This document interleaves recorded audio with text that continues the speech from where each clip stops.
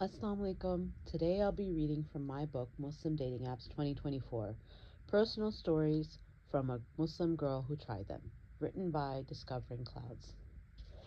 This book is dedicated to my beautiful and supportive Tier 1 friends and my family. Introduction.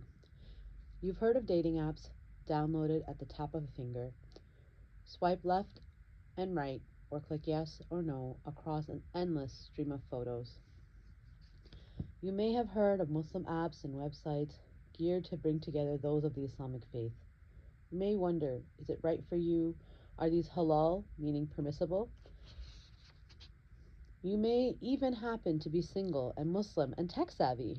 What could go wrong? So much could go wrong, but so much could go right. You may very well find your spouse, your mate created by Allah subhanahu wa ta'ala. Before you join this world or give the advice to your son or best friend to join, please let me generously share some food for thought. We will explore this delicate balance through my completely personal account in this book. This is not a replacement for any kind of medical, Islamic, or legal advice. Please enjoy and reflect as you would as if this was a work of fiction. Who am I? I'm a 32-year-old Muslim woman. I live somewhere between the North Pole and Cancun. Born and raised in the Western world, hijab intact since I was in primary school, and curious about my deen, meaning religion. I was divorced at the height of my youth, right at 25, and began searching again at 27 for my elusive soulmate. I'm not a doctor or lawyer or scholar or psychologist, and nothing in this book should be taken as such professional advice. It is a personal account of my own thoughts, beliefs, and perceptions, so you can happily hope to critique me thoroughly on my naivete, heavy use of social media shrinks, reliance of Sheikh Google, leaps of logic, and overall imperfection in thought. I write this book after 5 long years of searching for my perfect spouse.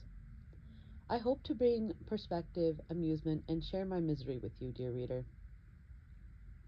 As they say, cliche as it is, misery loves company. I hope that some mortal burden will be lifted from my soul after sharing my experiences.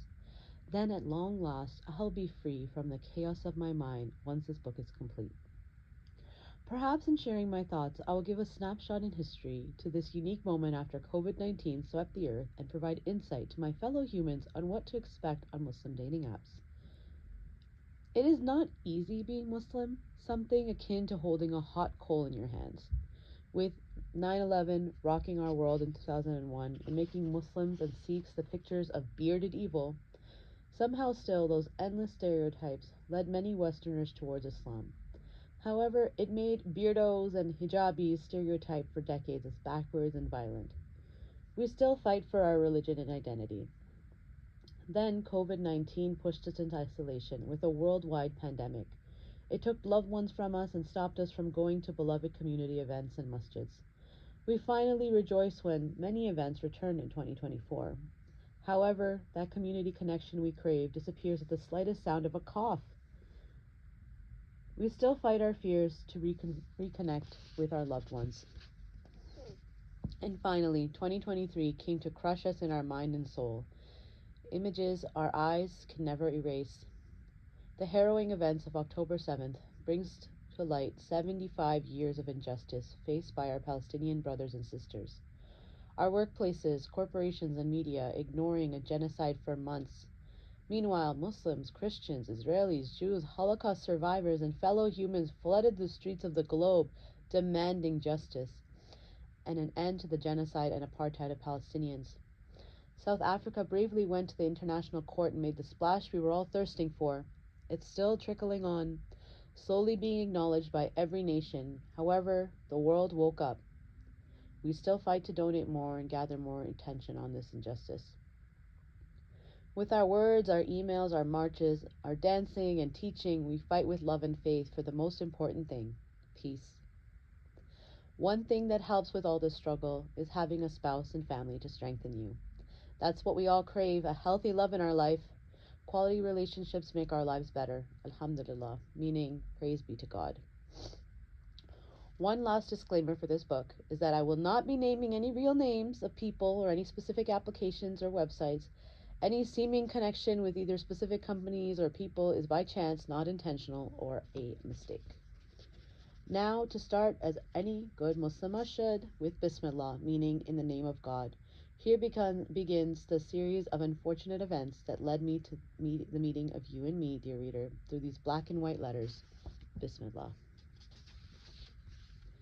What is a Muslim? A Muslim is a human being who has chosen to believe in the religion of Islam. Muslims are a monotheistic group, which means they believe in one God. There are approximately as many as 2 billion Muslims out of the 8 billion humans alive.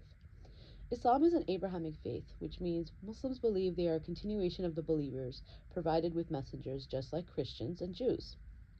With great respect, at the core of their belief, Christians, Jews, and Muslims are the 3 Abrahamic faiths, who believe in the prophets, angels, day of judgment, devils, God, holy books, miracles, and the 10 commandments. Although we may have our differences in what specifically these each mean, these 3 faiths tend to come to many of the same points in faith, and all 3 of these religions originated from the Middle East. The major difference for Islam is that Muslims believe in one God who was not born or given birth to, and believe that a final prophet, Prophet Muhammad, peace be upon him, came to all of humanity with the final and perfected message, which is the Quran. Muslims also believe the Quran is as is from 1400 years ago and was never changed and will never be changed as a promise from Almighty God. Being a Muslim means there is a strict set of guidelines you must follow. Before you worry that Muslims are endlessly suffering from their religion, I will point out that much of this Muslim suffering is due to culture and imperfect interpretations of the Quran, the Islamic holy book. Despite all religions having imperfect people, extremists, and corrupt individuals in them, there is still hope. Muslims, like me, do believe that Islam is perfect and people are not. We each do our best. Where we fall short, we may ask for forgiveness from the all-merciful, meaning God. These guidelines are from divine revelation for the sake of holding together the fabric of society and families. If you are curious, feel free to visit www.quran.com for an English free version of this holy book. I'm not affiliated with this website. Muslim rules. Muslims, just like all humans, vary in their degree of following rules. However, the instructions in Islam are very clear. For my purposes, some of these guidelines are the following. 1. Follow God and the prophets. 2. Men and women are equal and created with different qualities. 3. Men should be the leaders of their families and communities. 4. Women and men should be well educated and seek knowledge. 5. Men and women should do good deeds, hate bad deeds, and correct those in their circles doing wrong when possible. 6. No sex before marriage. 7. No touching women or men who are not your immediate family until marriage. 8. Encourage good and forbid evil. 9. Do unto others as you would have them do unto you. 10. Do not meet alone with just a man or a woman. The third person with you is the devil, who will incite you to do evil. 11. Men must marry a woman with 2 human witnesses and her father or male guardian present. No secret marriages allowed. 12. Men and women must respect their parents and treat each other with dignity. 13. Men must present women with bridal gifts at the time of marriage. 14. Men must provide food, clothing, and shelter and the needs of his wife, children, and close relatives. 15. A woman should obey and respect her husband, but she is not his slave and should not be treated cruelly. 16. Women's money, property, and business wholly belongs to her and cannot be taken by male relatives, except that which she donates to them without force. 17. Men can marry up to 4 wives if they are capable of providing financially, emotionally, and physically. Some scholars say reminding your wife you will marry more wives is an unnecessary torture, and you are not supposed to marry a second wife to set them in competition with each other, as that is cruel to women. 18. Men can tap their wives with a toothbrush in an effort to gain her attention if she is misbehaving, and beating in Islam is forbidden. 19. Women must lower their gaze towards men and wear hijab, meaning head cover and modest clothes. Men must lower their gaze towards other women and wear modest clothes too. That's number 20. 21. Muslim men and women must donate to charity, go for the Hajj pilgrimage if they are able, and fast in Ramadan, the holy month. 22. If you're unable to marry, fast until you are ready financially, physically, and emotionally. 23. Muslims must pray, cannot drink alcohol, or do anything that harms them. Many scholars include smoking and weed into this. 24. Muslims should keep themselves generally clean and healthy. 25. A forced marriage does not count. These are some of the rules from Islam. I wrote this colloquially for the sake of my book. If you want a more comprehensive guide of Islamic rules, please do research from the Quran and Islamic Hadith, meaning prophetic teachings. These are the rules sent by Allah subhanahu wa ta'ala and His Messenger, Prophet Muhammad, peace be upon him. This does not mean all Muslims follow this or agree in this, as humans are imperfect. This list gives an idea of the standard Muslim men and women expect when dealing with each other for marriage. What is a Muslim dating app? Websites on the internet and applications for phones were created as a platform to bring Muslims together. Some of these companies that created these platforms allow free users only paid subscriptions. Muslim dating apps are also called Muslim marriage apps to make people feel better about using them, since casual dating is technically haram, meaning impermissible. Individuals create a profile, set their likes and dislikes, and add descriptions of themselves. You may optionally add photos. Some allow you to blur to protect your identity and will do a selfie verification that you match your photos. Then have access to other profiles. Men can see women's profiles and women can only see men's profiles. Individuals who like each other are matched on the platform and given the opportunity to send each other messages.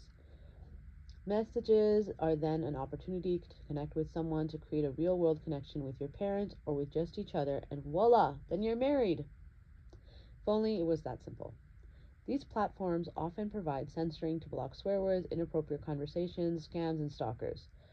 Once you have matched with an individual, it's up to you. Both the man and the woman must keep up the conversation, ask questions, set intentions clearly, and plan the conversation into real life. Are dating apps halal? Please ask a scholar. As with all methods of approaching the opposite sex, there are moral and Islamic methods to do so appropriately. Some scholars will say you may speak as long as it's not overly flirtatious, and you may only meet in public for the intention of marriage. Some scholars may suggest the world has changed and apps and websites are okay as long as you immediately have her wali, meaning her father or male guardian, involved. Some scholars will say there is an avenue for not lowering your gaze through these apps and websites, and it will only lead to zina, meaning premarital adultery or sex. There are methods of meeting a spouse if you do not wish to use online methods. Examples include meeting uncles and aunties in the masjid and telling everyone you're single, asking an imam, who is an Islamic preacher, seeking through your family and friends, or doing business and by the will of Allah meeting your spouse like the Prophet Muhammad ﷺ met Khadija radiallahu anha, his wife. You will have to explore those yourself.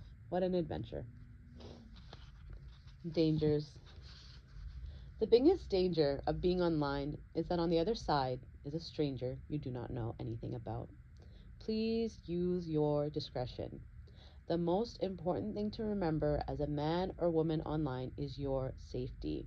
You are in complete control. If you always feel the need to bring up that your dad is a black belt in karate, like my dad is, this person might be triggering your discomfort. He may not be the one. Listen to your body. Avoid sharing your bank details or your address. If something seems too good to be true, it probably is. There are professional scammers online, and they use these platforms, regardless of religion, to take advantage of people. This is called social engineering. Use your resources, use the internet, family, friends, your wali, and the information you know about the other person to gain more information. Your priority is to learn more about them.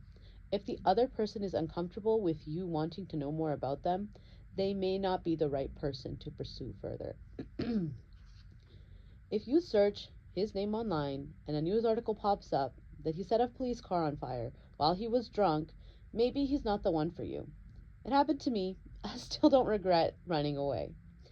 If you notice that she is asking you to buy her luxury items or pick up hundreds of dollars worth of clothes that she will pay you back for later, you may be used to buy things.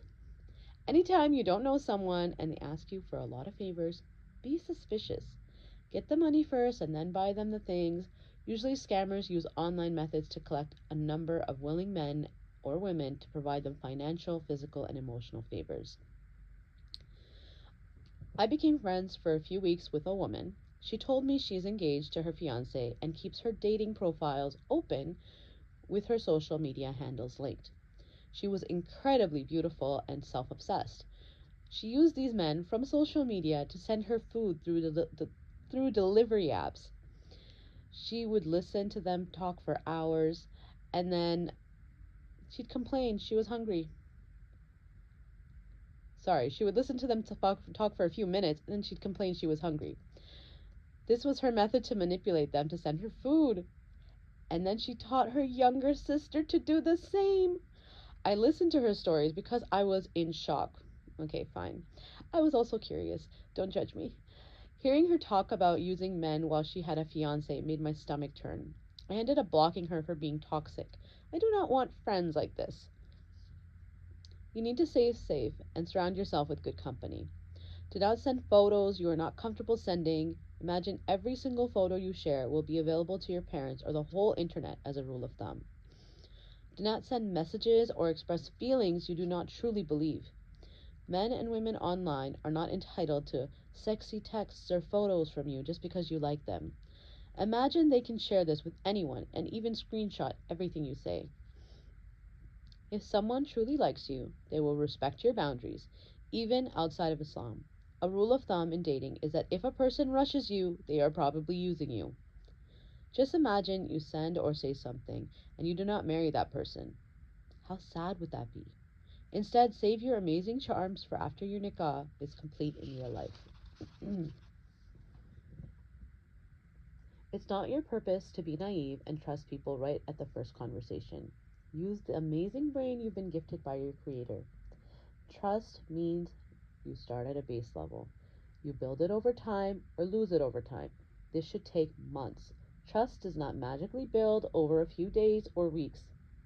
If someone is pushing you to trust them too quickly, be alarmed. Please go to a responsible friend, parent, or imam and discuss. Sharing information about a potential match or potential spouse before you are married to see if you could trust them is not backbiting. I have personally seen brothers tell me that within 2 to 3 days of talking to me that they love me and want to marry me. Although I appreciate that they feel so connected, that's not possible. Truly, if they feel this way, their next step should be speaking with my wali. Somehow, they never went that route. They just wanted to keep me and my attention more engaged without any actual engagement or investment. Although it is intensely thrilling that someone's expressing they love you so suddenly and honestly way too fast, but please keep in mind there's something called love bombing. They are not your spouse yet. The golden rules. Number 1, listen to your intuition and your gut. Number 2, do not say or do anything or send anything that makes you uncomfortable. Do not go against your values. Number 3, and then number 4, assume everything you share is screenshotted or screen recorded. Number 5, if you want to break all your rules with this person and they're forcing you and all the Islamic rules, that means they're playing games. Number 6, do not give anyone all your time. Number 7, have hobbies or pretend to have hobbies to keep off your phone. Number 8, do not endlessly compliment someone. There should be a balance. Number 9, be respectful. Number 10, pray, read istikhara, meaning the decision making prayer, and do tahajjud, meaning your night prayers. Number 11, too many rules for your behavior is called control, not love. Number 12, never marry a bully. Number 13, if someone changes the times and the dates of all your plans, do not play along. Number 14, do not send strangers money or gifts. It can be exhausting to keep swiping. You should protect your own gaze from looking too much on these apps and websites. Take time to self-reflect about your goals or what on these platforms. These people are human beings. Please be respectful. Remember that the angels on your shoulders write down everything good and bad you do. Astaghfirullah. I seek the forgiveness of God. Benefits. Despite the many dangers of being online, there are some benefits of these platforms. You have access to hundreds and thousands of people that are looking for marriage just like you. You never have to leave your home until it's time to start meeting with your wali or in a public space. You have a way to get to know someone and Google them before they are in front of you. And when things don't work out with one person, there are 1,000 more people to look at. Haunting experiences. We have arrived at the part of the book where I bare my soul to you, dear reader. These are the experiences that haunt me. I will be using he for the next part and not he or she because, duh, this is my experience. These moments temporarily made me feel jaded. They made me think, men are trash, and what is the point of marriage, and are Islamic rights made for only men? 1. Catfish. Individuals who show one face online but look completely different in real life to try and meet you. This can be achieved via fake pictures, old pictures, filters, AI, or using someone else's photos. I met a brother who showed up to our public meeting spot totally different than I expected. He was 100 pounds heavier than his photos. He was also 5 years older. It was shocking. Unfortunately, I had chosen a Fortunately, I had chosen a very open area to meet with lots of people around. The awkwardness of having to walk with this man when I knew I should just run home was so confusing. I did not know what to do. When I got home, I let him know that we would not continue forward. I could not even put into words why because I was so shocked. Was he aware that he was using photos that looked nothing like him? I was in contemplation with myself for hours. I realized that someone who was portraying a false self did not need an explanation from me. So I closed that chapter respectfully and moved on. Lo and behold, several years later, I was speaking to another brother and we met at a coffee shop. He informed me ahead of time he was working on losing weight and was near 300 pounds. I was a bit worried to meet, but he reassured me he had control over his health. He insisted I tell him exactly when I was inside, so I let him know. I watched him walk inside, with his arms barely reaching his sides. He was very uncomfortable walking. He was clearly between 400 to 500 pounds. Everyone in the shop turned to stare at him. We sat down at a table. He had difficulty getting comfortable. How did he even pray? I felt so confused again. I realized that this is something that I've heard men use against women, our empathy. So now that I was here, he could convince me to marry him? We spoke for some time. He told me he was smoking marijuana for his aches and pains, and then I went home. I let him know this would not work. He tried to insult my lips, and I was not going to fall for this trap. Sometimes when people are let go, they will try to randomly insult you to make their ego feel better. I was about to feel terrible for ending things, but as you can imagine, he made it easy by insulting me. I was not going to marry someone who used a false face to meet me. 2. Liars and future fakers. Future faking is a sticky type of lie that fabricates a pretty life together. He will weave a beautiful dream world and use anything you've told him to string together images to make it perfect for you. He will then keep moving the goalposts so that the imaginary life with him is always just out of reach. In this way, he can continue talking without providing you anything, avoiding all accountability and responsibility. I met someone who would say everything I wanted to hear. When someone is too good to be true, they usually are fake. He spoke about how religious he was. He would send me long surahs to listen to from the Quran. However, he did not know what sunnah prayers were. He did not know what qurbani was. I started to notice these inconsistencies often. Then he promised to marry me in a few weeks and had me buy a dress.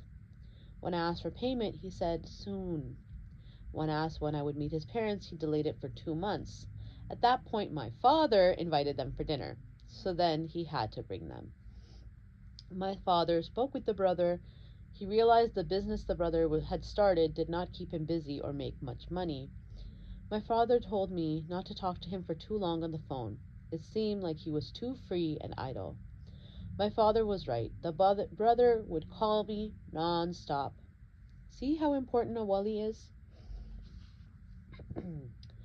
When I excused myself that I was busy, he would begin getting frustrated and embarrassed. Later, he would call and concoct a plan. Excuse me. Later, he would concoct a plan. He would say that he was planning to marry me soon and I was delaying it by causing fights. So naturally, I asked, "When are we getting married?" He would say, "After Ramadan." Then Eid would pass and I would ask again. Then he would say he spoke to his parents and he would marry me after the next Eid. This is called moving the goalposts.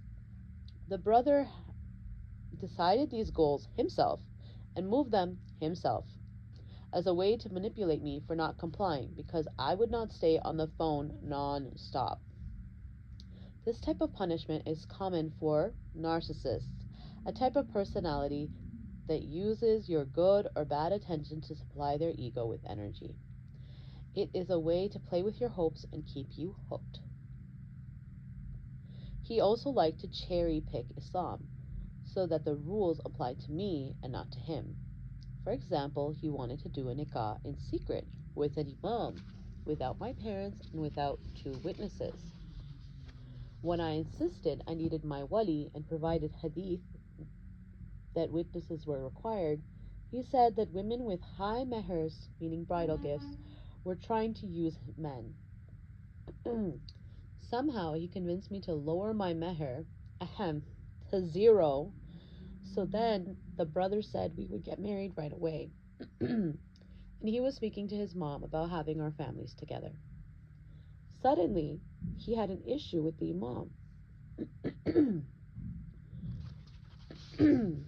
and had to move the date again. Then he insisted that he had to give me a meher, and he would give it to me in front of our fathers.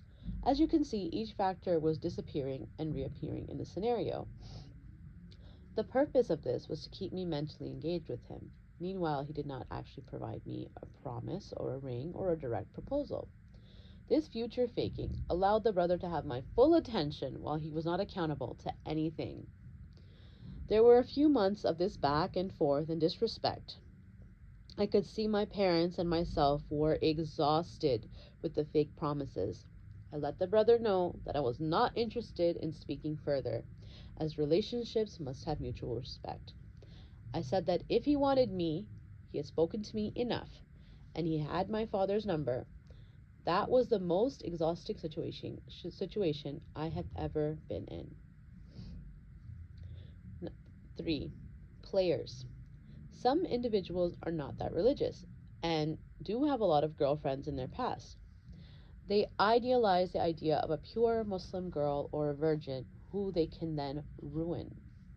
They often do not have physical boundaries and will constantly try to bump into you or kiss you on the first meeting.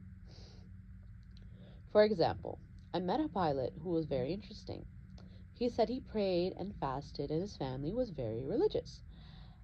After we met, we both closed our profiles on the application we met on. I noticed in Ramadan, though, he had no issue eating haram beef and did not rush to pray Maghrib. After 2 months of talking, he would try to bump into me or hold my hand. When I told him I had never touched anyone's hand except my ex-husband, he seemed even more excited. I tried to have different conversations about religion or about topics of the world. He only spoke about his ex-girlfriend that he had almost married and how he was comfortable being in a relationship before marriage. Since this was during the COVID-19 lockdowns, it was pretty hard for me to stop talking since there were not many people to talk to. Loneliness can make you talk to people that you not should not have should not have access to you. One day when I was thinking to meet him in a public park, I realized he had delayed the meeting time to the evening. He was seriously he was insisting to pick me up.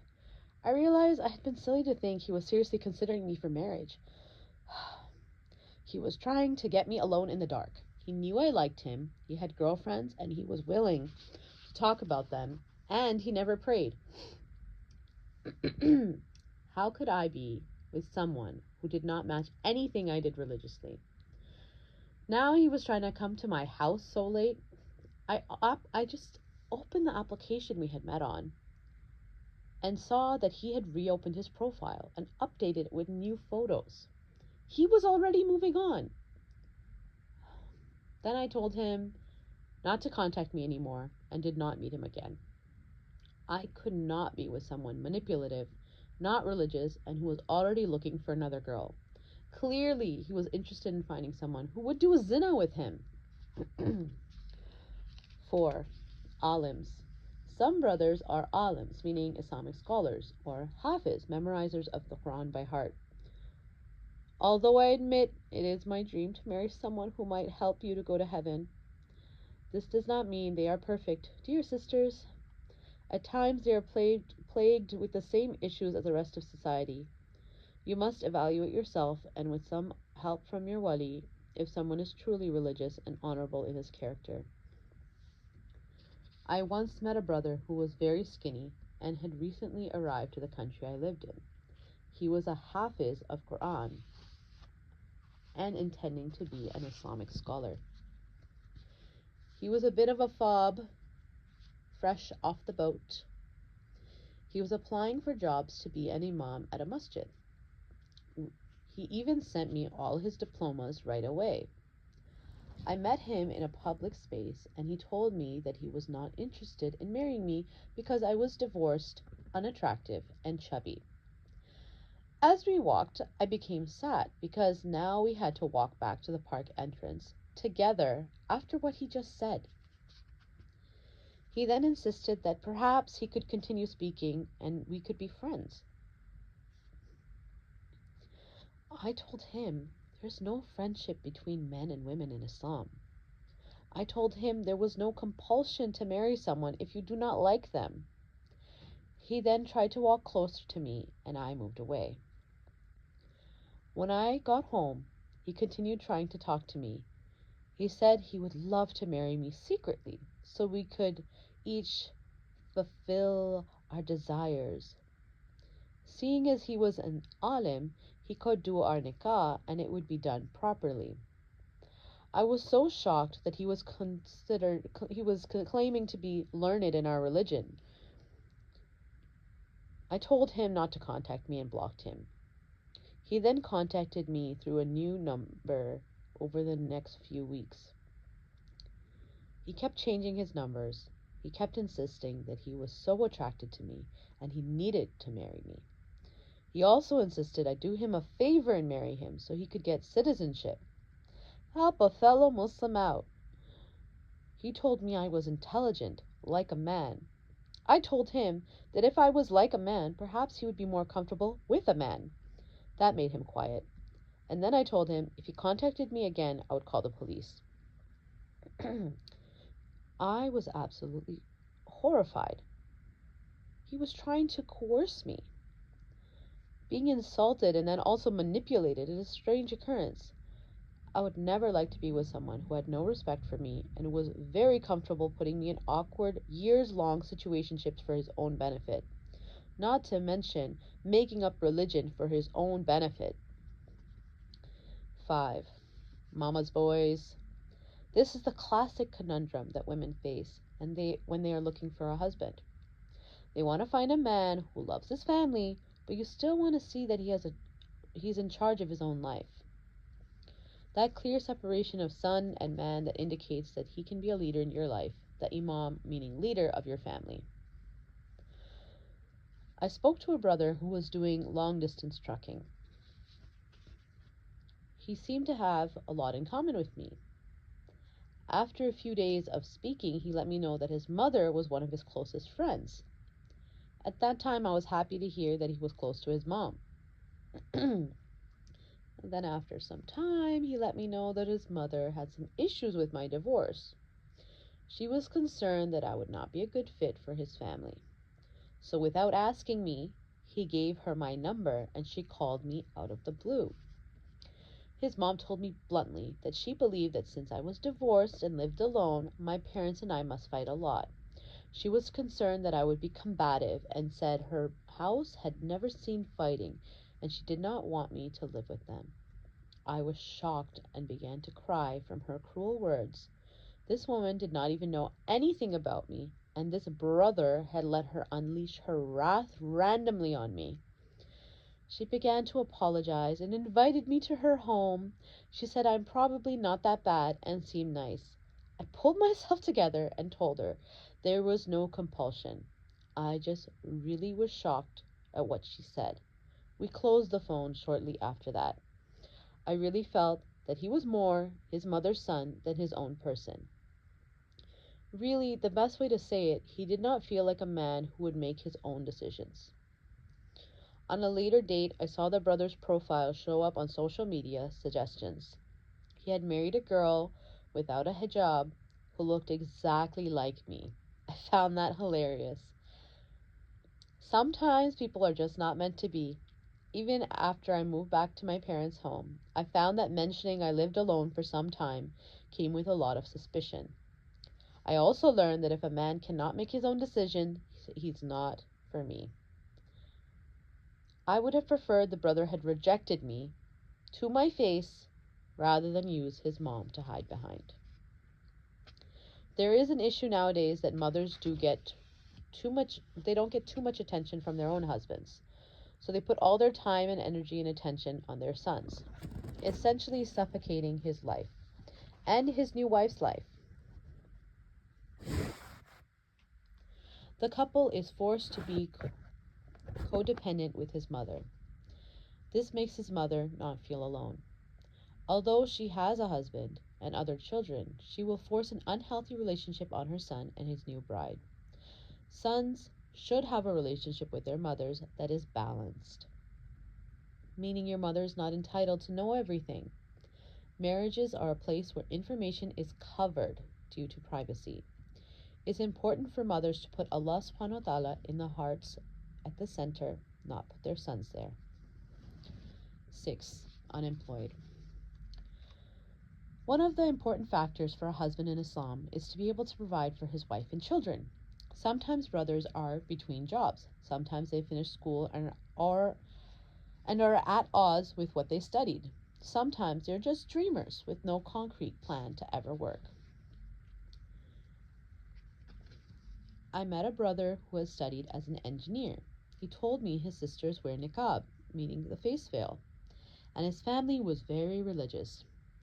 The brother had a long beard and explained that he was not sure if he would ever pursue engineering. He was working as a rideshare driver occasionally. I thought it would be worth meeting him as he was religious and it was possible he could have a steady income. I did not want to be too picky. What if that was a reason I was single? I met him at a public park, waiting for me at a table. He sat ready. He had a microphone and a large speaker. We spoke for a few minutes, and then he began singing Bollywood songs to me. It was sweet in a way. I know many of you will find this strange, but I was having a terrible week. In that moment, it was comforting to be serenaded by love songs. Thinking deeper as he sang and sang, how did this brother stay religious if he was singing haram love songs to a girl he just met? I was becoming confused as the songs went on. It started to become evident I was his audience. He was not considering me for marriage. He was just a dreamer looking for compliments. I went home. It seemed the brother had no plan to pursue his career, and his only other option, singing Bollywood songs, was not halal. He told me he was also talking to another girl for over a year and was just using this application casually. He became more wishy washy the more he revealed.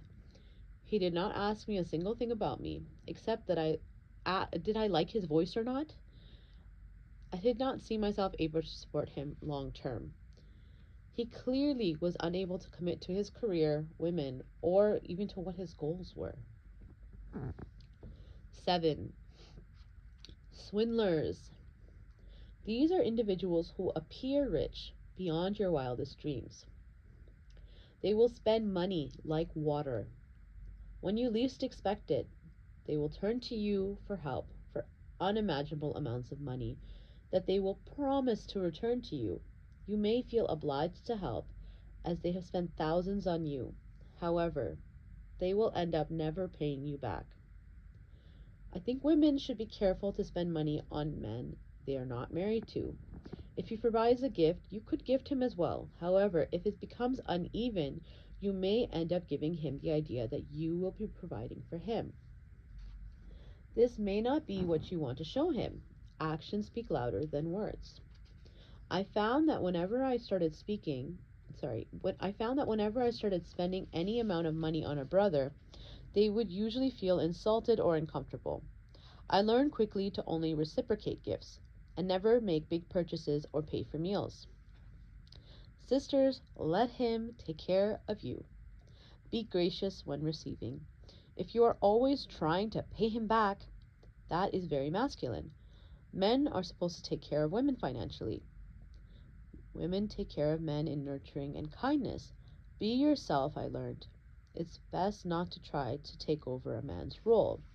Also, do not use people for free dinners, please. Do you want to receive your rizq in a haram manner, dear reader? If you do not like a brother, do not waste his time or money. Respectfully let him go. He is someone's child, created by Allah subhanahu wa ta'ala, and not created to be used or abused. You do not want to be used for your attention and body, and men do not want to be used for attention and money. Each of you is seeking a halal marriage, inshallah, meaning if God wills, not endless dating. 8. Short men. I added this section for humor purposes. It seems to be common knowledge that women only accept men that are taller than us. I can imagine you're surprised to learn that I, as a woman, am above average height. I considered men shorter than myself only to be rejected for being too tall. As a 5'7" woman, much of the marriage pool was shortened for me. I have been told I am the average male height. The clear height indicators on the websites and apps made me immediately ineligible for many men. The lesson I learned was that it's important for most men to feel larger and more intimidating than their wife. I cannot change their perspective, although I tried for the sake of finding my husband. I once met a brother who was 5'5". My brothers took me about 6 hours drive away to meet him. He and I went out to see the city while my brothers waited for me at the hotel. The brother had insisted I come alone, but I was not completely dumb. I should not have gone at all. That was a major red flag. What religious man tells a woman to travel alone? Upon meeting me, he was quite happy. He was very respectful and did not make me feel uncomfortable.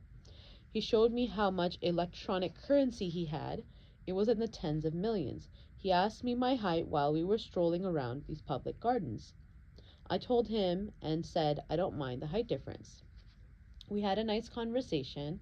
I went home, and a week later, the brother told me that he loved me because I was so honest and beautiful.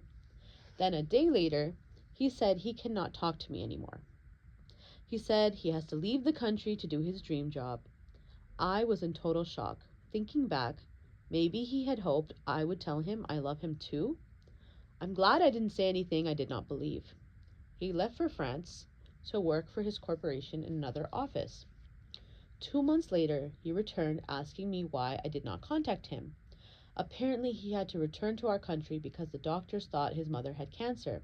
Alhamdulillah, she did not have cancer. He said he was thinking about me a lot in France, as everyone was rude there and I was always smiling. He said he went to a Muslim country and bought a luxury apartment for only $100,000. He had gotten full veneers for his teeth and gained a lot of muscle. Then he asked me to meet me alone. This brother said he would go for Umrah afterwards to clear his sins. I told him I could not meet him for that purpose because we were not married. Not surprisingly, he was not interested in continuing our conversation after that. He worked in cybersecurity, so I was careful not to bug him. I don't want to get hacked. I seem to have a problem where I do not see red flags at the time they are told to my face. Please pray for me, dear reader. Also, Umrah, meaning pilgrimage, being used as an expiation for doing zina, or adultery, is something I've heard a few times from Muslims who offer zina. Some Muslims believe this is an acceptable way to live, that Allah subhanahu wa ta'ala forgives, but I am surprised people can be so blatant in their sins. Literally, they plan out their sins before their trips to Umrah. He also could have been making up how rich he was, but I will never know. Also, I should have known better than to travel that far to see a brother with my brothers. I believe it would be more appropriate for a man to travel to see a woman with her family. 9. My divorce story. Arranged marriage and immigration scammers. Arranged marriages are those potential partners investigated by parents and other family members to create a likely match between two people who do not know each other. The individuals rely on their family members' discretion and questions to bring them the right match. Normally, arranged marriages take a lot of parental discretion in interviewing, so you receive a very healthy Islamic candidate to consider. Immigration scammers are individuals who target naive individuals to rush a legal marriage in order to gain access to a country's citizenship. The final story for this section is one that did not happen through an online platform or a marriage app. It's the story of my arranged marriage, the most haunting experience of my life. In 2016, when I was 24 years old, I was doing a postgraduate and working for a charity. I even did a voiceover for the charity about abusive relationships. Apparently, my voice was sweet and innocent.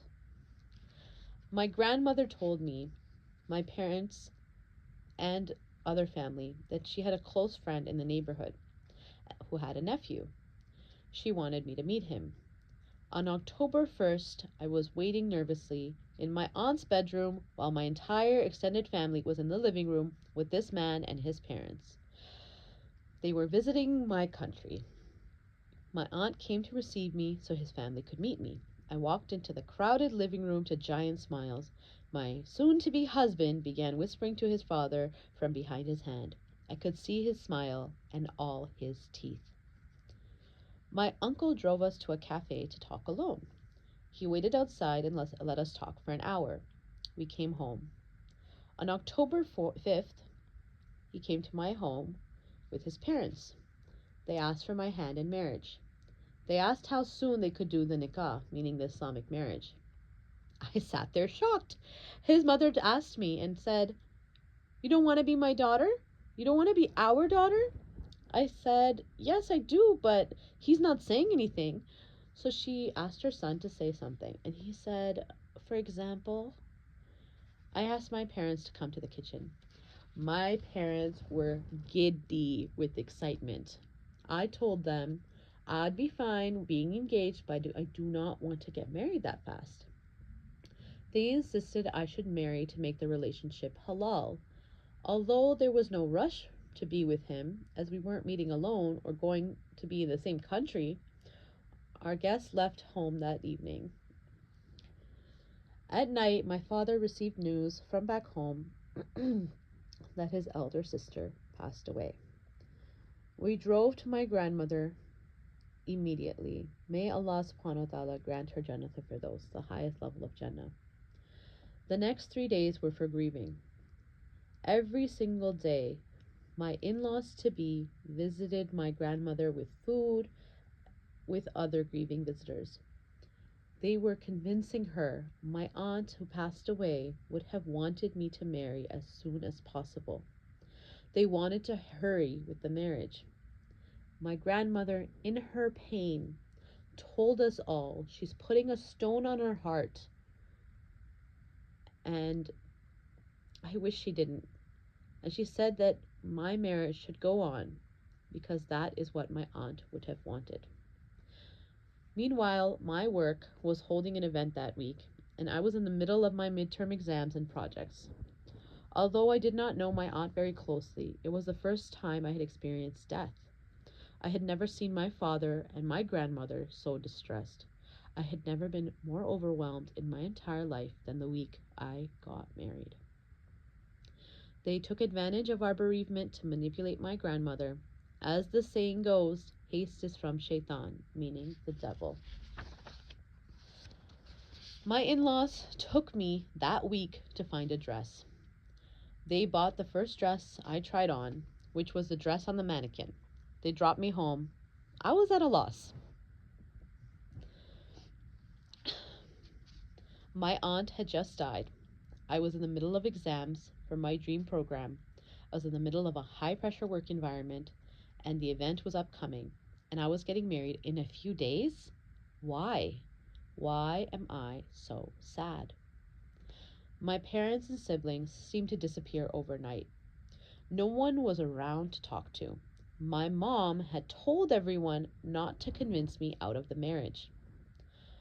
On October 12th, 11 days after I met him, I was married to a total stranger. As the Imam read the nikah ceremony, I sat staring at the man who was about to be my husband. I lowered my gaze, thinking it was indecent to stare at him in front of everyone. The Imam came to me and confirmed the bridal gift amount. I had never seen it before. Normally, it's discussed with the bride ahead of time until she agrees. I was expecting $5,000 at least. The Imam showed me $1,000 scrawled in ink. I just stared and agreed, because how could I complain about my money? How could I complain about money? My aunt just died. It was not the time to be greedy and embarrassing. I looked at him again. He was about to be my husband. I still had never said his name out loud. I whispered his name to myself once. What was I doing? I never spoke to a man before. I hardly spoke to this one. And in that confusion, I was married. He walked to me and handed over a rolled up wad of $100 bills. I was shocked. What a disrespectful way to hand me my bridal gift. He later stole it. Hardly anyone spoke to me at the nikah. We both went to our separate homes. The next day, he picked me up for our first date. We ate lunch at a food court. He spoke to me for the first time directly. He told me he broke a man's head with a crowbar, and he gave him 16 stitches. I asked him why he waited to tell me. He laughed. He flew home that night. This scare tactic is what backwards men do to keep their wife in compliance. Sometimes in villages, he will kill a cat in front of his wife. For the next 2 months, we stayed in touch through text. When I tried to video call him, my beloved covered his face like a shy bride to torture me. I never understood him or learned anything about him. Suddenly, he no longer had a job. He told me he quit to get married to me. He sat all night playing video games. He just texted me nonsense all day. He came back for our wedding and walima, meaning reception. At the wedding, I entered in the finest dress in the At the wedding, I entered in the finest dress and gold jewels and sat next to him on the stage. He asked why I took so long to come. It's common knowledge the bride is the last to enter. He did not even stand. He did not walk me into the hall when I entered. I was so stressed, I sat quietly. I asked him to walk around the hall and greet our guests. He said no. The next day at the walima, he disregarded me again, except when my cousin took me to fix my hijab and makeup. She told me I looked beautiful. He came and stood beside us, loudly clearing his throat, asking for his bride back. It was a boring set of events. I broke my heel and I wore my winter boots to the hotel. Everyone had forgotten to make me sign the wedding documents, so I signed them in the back of the car on my knee. No one really spoke to me. His aunt, his cousins, his parents, and uncle drove to our hotel in the limo with us. His aunt awkwardly sung love songs to us. Everyone stared at me. They all came in the room to take photos of my bridal wear. Then they finally left. Every sunrise, his mom would call non-stop and ask why we were not picking up the call. An hour later, when I called her back, she would be infuriated and complain we did not care about her and she was living in other people's homes for us. We were invited to all my aunts and uncles' homes after our wedding. People were confused why my makeup was done so poorly. They asked why I put circles of purple on my cheek. They asked why I did my blush like that. I did not know what to say. What bride of 2 days can say that her husband bit her cheeks so hard for fun? No matter how hard I had pushed back and hit, he was determined to make them match. He eagerly painted foundation on the marks with a brush, and he never looked more happier than that day. We went, um, so went our 2-month long marriage. I left him. He kept my phone. When he came to my parents' home, my father would not let him see me. My father asked for my phone back. He came back with his aunt and the phone, trying to see me a second time. He called me and repeatedly said, "I am sorry," 30 to 40 times. I asked, "About what?" He put the phone down and yelled at his family, "She won't accept my apologies."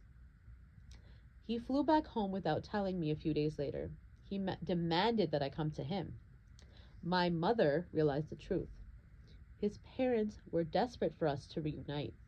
In the one conversation we had with his parents, my mom asked him if they married me for just citizenship. They closed the phone. I received the divorce papers a year later. My parents apologized to me for rushing me. My grandmother said, my grandmother was sad it did not work out and that the arranged marriage came through her. I was just relieved I was no longer with a sociopath. May Allah subhanahu wa ta'ala grant my grandmother Jannat al-Firdaus. She was amazing. She went back to Allah subhanahu wa ta'ala during COVID-19, 2 weeks before vaccinations came out. I moved out sometime after my divorce to be alone. Why did I need a man to move me out and make me independent, I thought. Living alone with a female landlady who spied on me out of boredom was exhausting. I took counseling and exercise and worked. I spent 2 years of lockdown alone. I got COVID-19 and almost died. Someone tried to follow me home one day. I moved back home, where my dad and brothers could keep me safe. Women are not meant to live alone. What use is independence if you perish because no one's around? The world is so dangerous. Did I mention my dad is a black belt? Do I recommend using apps for love? I have shared with you, dear reader, my thoughts on these online platforms. There are many dangerous things and some benefits to using them. After my own experience, I cannot recommend using them.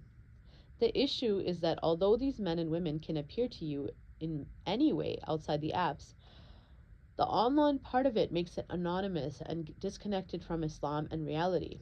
And if you find them on a website, it's even easier to hide their face. So some people may not see you as a real option. The real connection feels the connection feels rushed to me. I truly wish I did not use any of these online methods. I feel that my mind always tells me if this does not work out, there will always be someone more religious, respectful, hotter, richer, stronger, taller, kinder, closer, interesting, and so on until infinity. This is not a good way to think. I know that. I hope you know that now too. Each person was created by Allah subhanahu wa ta'ala for their own purpose. If someone is not for you, do not waste their time and energy, for you may be sinning.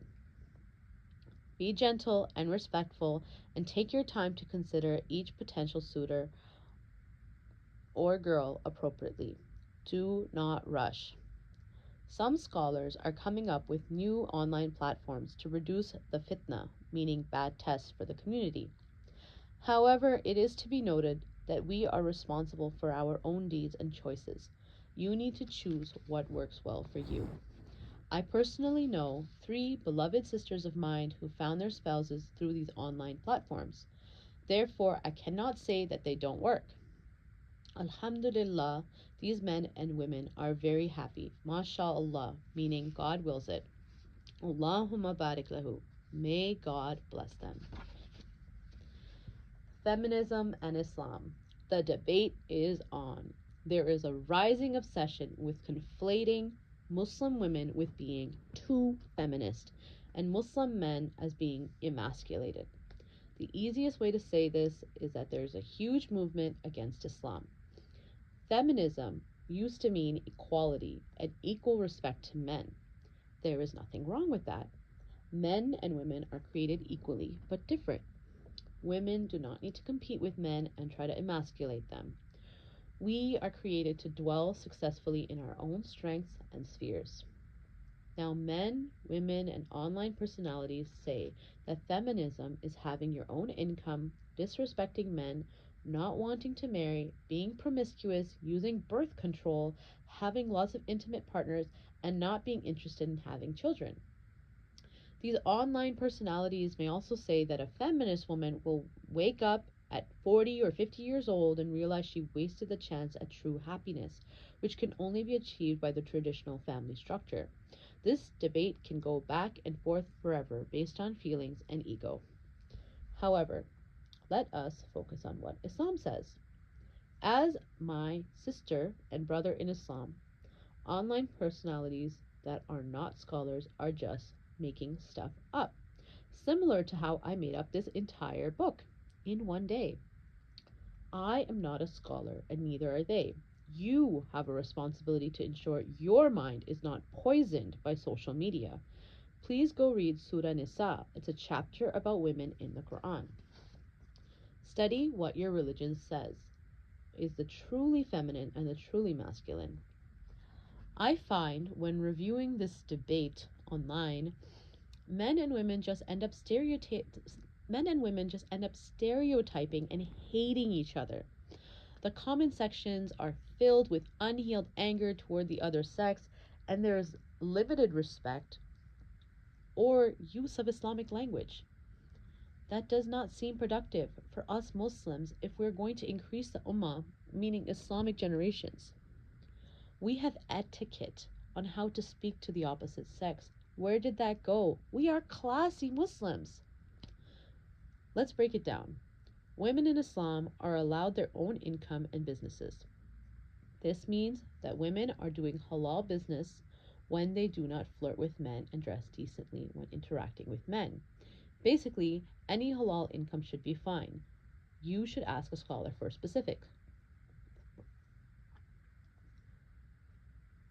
Disrespecting men is inappropriate.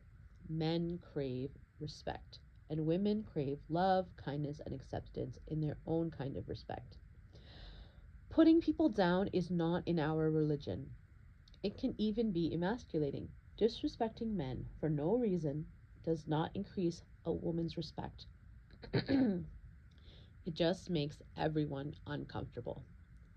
It puts his guard up against you. You are supposed to be partners and spouses and one ummah. Marrying is an individual choice. It is a recommended sunnah, meaning something endorsed in Islam, and there is no compulsion to marry. Many scholars of Islam were not married and wrote hundreds of beneficial books for the ummah. Prophet Isa, Jesus Christ, peace be upon him, never married, and neither did his mother, Maryam radiallahu anhu, meaning Mary.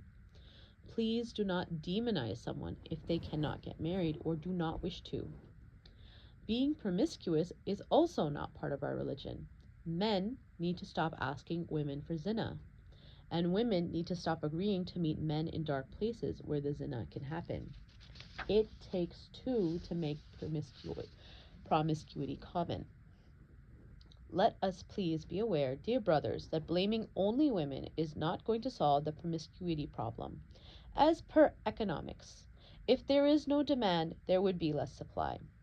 Encouraging sisters to dress modestly by gifting them modest clothes and giving less attention to immodesty online and in person will create a more Islamic environment. Telling your friends and family not to take part in promiscuous behavior will begin protecting women in our community and in your community. Never forget, as a man, you are a leader. You make a difference. Your very nature dictates that you will make an impact.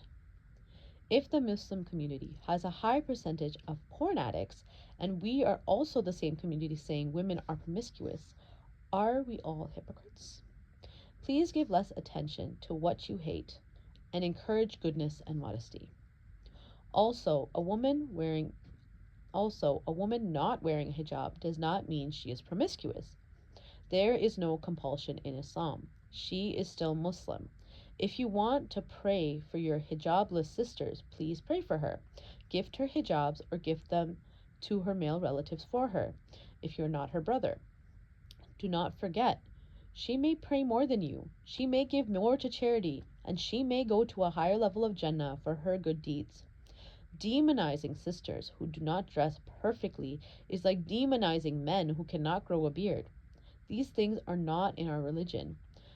Did you ever see a hadith of demonizing someone's clothes? Please review the Prophet Muhammad, peace be upon him's method of correcting mistakes. Using birth control is becoming a contentious issue. However, this is an individual choice and a medical one. Scholars and doctors should be consulted. If you are getting your medical advice and family planning advice from the internet, are you kidding yourself? If women using birth control while having illicit relationships is an issue, then men should also stop having illicit relationships with these very women. It takes two to make a pregnancy happen. Let us not be naive. Brothers and sisters have to be held accountable or reminded when we are in a position to advise them. As the saying goes, make the halal easy so the haram does not become easy. If you put extra conditions on marriage for your potential spouse or your children who are trying to get married, you are collecting sin if that person does zina. It is important that you learn your religion. Did you ever hear of the Prophet Muhammad, peace be upon him, his method of holding a nikah and walima? Are you better than him? No. So then, finally, the topic of women not being interested in having children. I believe this is an issue that men and women have. Men and women are less interested in the responsibility of having children. For example, men tell their wives or girlfriends to have abortions. This might be shocking information. It does happen in the community. Now that birth control problem is starting to make more sense, isn't it? We need to ensure women are safe and in marriage so that they can have a family with their actual husband. We need to ensure men and women are not coercing each other into zina. If a couple decides not to have children, they should speak about this before marriage and mutually agree. This is their personal matter. Having children is not farz, meaning mandatory. This debate can continue forever. The only reason for bringing this up is this. Demonizing men and demonizing women will not bring you any closer to getting married. Generalizing that all men and all women are a certain type of way will do nothing for progress. Please remember, debates and these types of stereotypes can seep into your mind from friends, family, or online. They can be poison. They can be from shaitan. You have to seek out the truth from Islam. Be gentle with women and be merciful with each other. Masculinity. Islamic masculinity is perfectly described by the Prophet Muhammad, peace be upon him's life. The qualities needed to be studied and the words of the Prophet need to be examined. Leadership is holding oneself accountable, doing what you say you will do, listening to your followers genuinely to know their needs, and guiding others with knowledge. Nowadays, when men feel emasculated, this is the result of both men and women. Each of them creates a toxic environment. There are many debates about this. The fact of the matter is, women and men need to thoughtfully discuss their problems and study correct behaviors from Islamic sources or seek counseling. Ego and pride is not going to help brothers or sisters in solving the discord. Seeking counseling is even in the Quran. No one should be above Allah subhanahu wa ta'ala. This means everyone can learn something. How to be a dream man. As the saying goes, I'm looking for a man in finance. 6'5", blue eyes. Something about a trust fund. That saying took the internet by storm this year, 2024. Is that the dream man? The truth is, women don't need a man over 6 foot tall with blue eyes. We need a confident man who does what he says he will do. If he works in finance and somehow avoids riba, meaning usury or interest, then that would be great. We want to look at our husband and know that he will be by our side in the labor room when we're pregnant, that he will keep us alive when we are sick, bring us gifts with his own will, and that he will stand in the way if someone yells at us. Simple wishes. Just like you are filled with good and not so good things, so are the women around you. There is someone who will be your perfect partner if you are respectful and approach her in the correct manner. If not, there's always Jannah, inshallah. Also, I'm not at all qualified to give men advice. Just be yourself, take care of yourself, and be clear in your marriage search. You know what to do. If the woman is leading the way and asking all the important questions, she won't see you as a leader. If you want your Muslim wife to drool at the thought of you, perfect your azan and your Quran recitation and lead amazing prayers with her and your children. What's more masculine than following the Prophet's way? If a girl is telling you that she expects certain things, please do not force her to let go of her dreams. She will later come to regret this, and it may cause issues in your relationship. If you expect to be treated as God, you should remember that the Pharaoh also wanted to be treated as God and was drowned in the sea. Please remember you are a human and slaves to Allah subhanahu wa ta'ala. Treat your wife with dignity and keep her living well. She is your blessed responsibility, not your burden. Take care of your religion, get out of debt, and make a clear plan on how you will finance a family. Take care of your health and use some products for washing your face, hair, and body. Clean your teeth and go to a dentist. Work out and focus on being happy and healthy.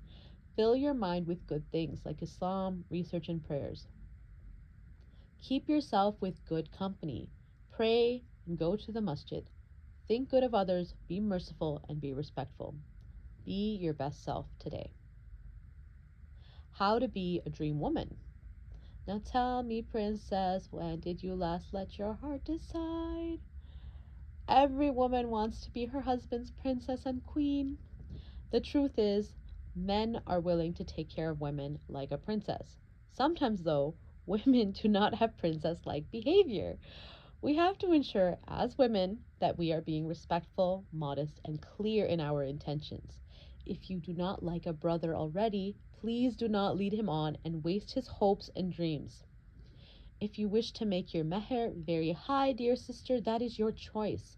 Sometimes sisters put the financial goals so high that they cannot find a husband for many years. It's important to be a bit realistic. If your own brothers or cousins can only afford an apartment and not a house, you may want to consider the local economy. I just pray that our dear sisters do not waste their youth counting high mehers. Also, sisters, do not put yourself at zero. You can ask for a Quran recitation or a date for your meher if you wish. However, if someone is forcing you to lower your meher to zero, you do not need to agree. You do not have to agree. Please consult your wali or an imam. Keep yourself safe. Do not give up all your rights. It's not appropriate to give up all your hopes and dreams because a man is handsome or says he's religious and he might take care of you. He is not your husband yet, and he is taking everything away? Really? What type of life can you expect to live with a man like him? Today he's taking away your right for meher when you are not even his. You're not his bride or anything. Islam is clear. The nikah is not done. When you are his wife, you are already conditioned to expect giving your choices away at that point, rather than receiving anything. Please do not make that choice. Stay awake. Also, if you find yourself nagging your potential spouse a lot, that is an issue. You should not be giving him directions on how to do things. Let him make mistakes. At least he cannot blame you. Your directions and questions can be perceived as you being disrespectful. Please learn how to ask things respectfully. Please learn how to give advice when you're asked. If you find that you never get asked anything, that's another issue. You can consider that based on the person. Your voice is important, and relationships should have mutual respect. If a man tells you that he is the leader and your opinion does not matter, do you want to be with him? This is not appropriate. You may not be compatible. Take care of your religion, get out of debt, and make a clear plan on how you will nurture a family. Take care of your health, use some products for washing your face, hair, and body, clean your teeth, and go to a dentist. Work out and focus on being happy and healthy. Fill your mind with good things like Islam, research, and prayer. Keep yourself with good company, pray, and go to the masjid. Think good of others, be merciful, and be respectful.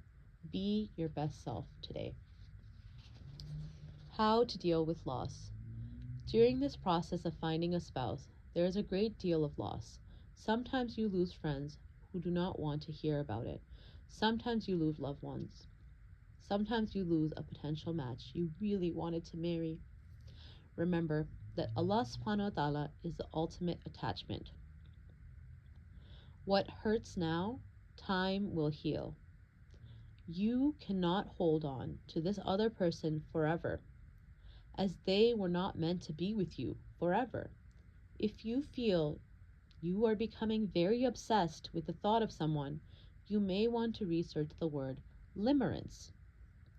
During my search, I found divorced men were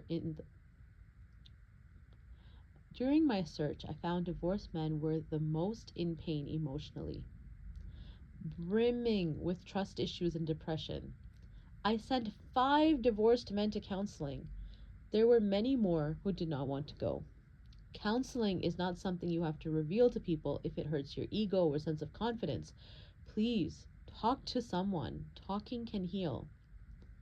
The endless matches that come with the online platforms of these marriage apps and websites can be very exhausting. Your hopes can go up and down with each new profile you see. This can be very disappointing. If you feel that after a few months of using these applications, you are becoming overly sad or affected, perhaps you should stop using them. You are in control and you really do not need to use things that hurt you. May Allah subhanahu wa ta'ala make it easy. And for those curious, I am single. Feel free to pray that Miss Discovering Clouds is discovered soon by Mr. Discovering Clouds. Ameen. Conclusion. In conclusion, I will say that it was an absolutely cathartic adventure sharing this story with you. I happened to write this in one day, and I happened to read this in one sitting, which is proof that my mind is quite chaotic. June 30th, 2024 is when I wrote this. I can already hear the shackles falling from my soul. Thank you so much for your time. I pray may Allah subhanahu wa ta'ala give you blessings, peace, and the coolness of your eyes in a spouse. I hope you take what is good from this book and leave what sucks behind. The mistakes in it are definitely from me, and you could ignore them. Thanks. Also, sisters, do not be afraid to marry a Muslim man. Less than 1% of the world actually has more than one wife. Also, he has a right to it by the Quran, and I have heard the second wife must meet certain conditions. For example, she has to be a widow or divorced, etc. You can ask a scholar. She is not supposed to be set up as your competition. Trust Allah subhanahu wa ta'ala will not burden you beyond your capacity. Also, brothers, do not be afraid of legal marriage. Interview your future wife and her relatives and trust Allah subhanahu wa ta'ala. If she is materialistic before you marry her and you hate that, consider that will always be the case. Do not take away her rights by avoiding marriage. Do not reduce her in your eyes in fear that you will miss out on your rizq, meaning your wealth. Rizq, meaning wealth, is given by Allah subhanahu wa ta'ala to you and to her, and a spouse is even a type of rizq. Allah subhanahu wa ta'ala is the best of planners. My strongest hope for you, dear brother and sister, is that you keep reading and learning and trusting yourself. A dua, meaning prayer for whatever you desire. Sufficient for me is Allah. There is no deity except Him. On Him I have relied, and He is the Lord of the great throne. Goodbye for now. Salam, peace, love, discovering clouds. Fin.